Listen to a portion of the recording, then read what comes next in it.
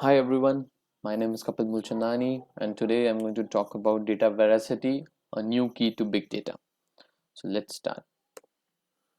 So there are currently four V's of big data. So big data, as we know, is growing exponentially every day by day, be it from social networking sites, being from YouTube channels, or from video games or streaming data. Data is growing exponentially, and we all know that even like the photos that we are saving in our gallery is like getting stored in Google Drive, which is like it is storing on cloud. So the data is growing day by day, day by day, day by day.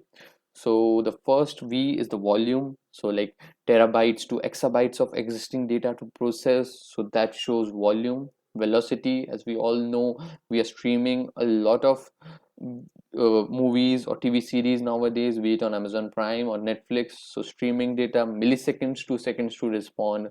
That shows velocity of big data. Variety, data is available in many forms, be it structured, unstructured, text, or multimedia. So that gives the sense of variety to the big data. The fourth V is actually the veracity. Many people forget about this V, but this is actually a very important V in the big data part. So people post a lot of stuff on social network, be it on Twitter, on Facebook, even on YouTube channels. Like they give out a lot of information, but how much about that information is true? Like, are they saying the correct things? Are they saying the truth, or they're just making up facts so that we believe in them and we do the acts that they want? So that is called a rumor spreading mechanism. Like people just post stuff on social networks or on their YouTube channels, and then the audience just thinks about that and believes that, even though they don't check the facts and even though that is not true. So they still believe. That's wrong, and that's the part where veracity comes in. So the problem statement about this research is like rumors are spreading in a large quantity on social media and even on YouTube channels and on Pinterest, on Facebook, and everywhere. Rumors are spreading in a large quantity, and they are spreading faster than the facts. Let me clarify as you. So a survey conducted by Amazon told that 70% of the rumors that are there are just being spreading as fast as the truth, even faster. Like they are spreading at a rate 2x, like twice as much as fact is spreading in a social network.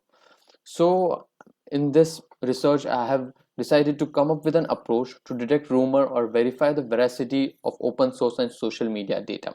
So as we all know, the survey conducted by Data Download company said that the feelings about social media in people, like people responded with unfair attacks and rumors for 61%. 61% people feel that there are a lot of rumors on the social media. So this is very bad about social media. So we need to come up with something about that. So the data sets that I'm using for this research consists mainly about the Twitter, and the type of data that the mainly comprises of this data set are the microblogs or tweets, and the second is like the graph data. So this is just like an overview of the data sets that I have used for this research. So the proposed solution. So how are we going to tackle this need for rumor detection, and how we are going to do this? So like going into a high level view of architecture of this solution. So once a user posts something on Twitter or any social media site, so it first get tracked by his previous tweets, his or her previous tweets, and the previous knowledge that he has, the previous like data that we have about him, the retweets, the likes, the dislikes about it. First it is tracked, then the stance is observed by other users, like who all are supporting, who all are denying, who all are curing. So everything about that is taken into effect, and then we predict whether it's a true or false tweet, like whether it's a rumor or not rumor, or it's unverified, or we cannot verify that. So there are three labels that we can provide in this model. So going into more detailed implementation part for this, so as you can see, these are the layers that are there in the neural network and how we are going to go from one level to another. So let's go from like the down, like from bottom to up. So like first we get the input vocab or sentence, then it goes through the embedding, then the GRU layer processes all the sentences or all the tweets and take out the most important words and give them a score. Then the softmax layer is applied. Along with that, everyone gives a label to the tweet, and then finally by voting we decide whether it's a rumor or not. And this is all done in the system automatically. Just the user has to provide the tweet and the result is the label whether it's a rumor or not.